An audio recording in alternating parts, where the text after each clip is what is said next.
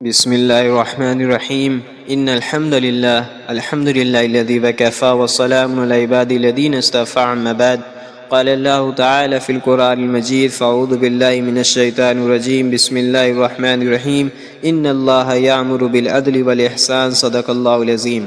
اسلام ایک مکمل ضابطۂ حیات ہے جس کی بنیاد اعلیٰ اخلاق پر قائم ہے۔ اخلاق میں توسیع کا مطلب یہ ہے کہ انسان اپنے رویوں، گفتار اور کردار کو محض اپنے فائدے تک محدود نہ رکھے بلکہ ہر حال میں وسعت قلب، برداشت، نرمی، عدل، احسان اور رحم کو اپنائے۔ قرآن حدیث میں اخلاق حسنہ کو ایمان کی علامت اور معاشرے کی اصلاح کا بنیادی ذریعہ قرار دیا گیا ہے۔ اللہ تعالیٰ قرآن مجید میں نبی کریم صلی اللہ علیہ وسلم کے اخلاق کی عظمت بیان فرماتے ہیں وَإِنَّكَ لَعَلَىٰ خُلُقٍ عَظِيمٍ، اور بے شک آپ عظیم اخلاق کے حامل ہیں۔ یہ آیت اس بات کی دلیل ہے کہ اخلاق کی وسعت اور بلندی اللہ کو محبوب ہے۔ اسی طرح فرمایا ان اللہ یامر بالعدل والاحسان، بے شک اللہ عدل اور احسان کو حکم دیتا ہے۔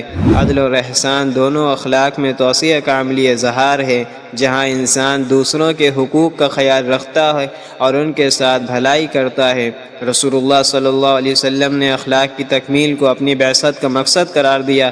انما بعثت لاتمم مکارم الاخلاق، مجھے اس لیے بھیجا گیا ہے کہ میں اخلاق کے بلندی کو مکمل کروں۔ ایک اور حدیث میں فرمایا اکمل المومنین ایمانا احسنہم خلقا، ایمان میں کامل وہ ہے جس کے اخلاق سب سے اچھے ہوں۔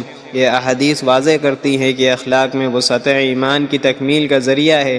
اخلاق میں توسیع کا تقاضا ہے کہ انسان غصے کو ضبط کرے اور درگزر سے کام لے، دشمن کے ساتھ بھی انصاف کرے، کمزور، محتاجوں اور یتیموں کے ساتھ نرمی اختیار کرے، اختلاف میں بھی شائستگی کا برقرار رکھے۔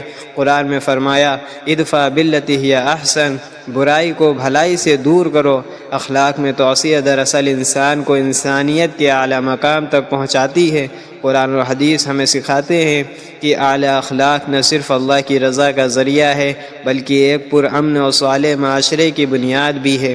اگر ہر مسلمان اپنے اخلاق میں وسعت پیدا کرے تو معاشرہ امن، محبت اور بھائی چارے کا گہوارہ بن سکتا ہے۔ اللہ تعالی ہمیں اخلاق حسنہ اپنانے اور ان میں وسعت پیدا کرنے کی توفیق عطا فرمائے، آمین۔ وآخر دعوانا الحمد للہ رب العالمین۔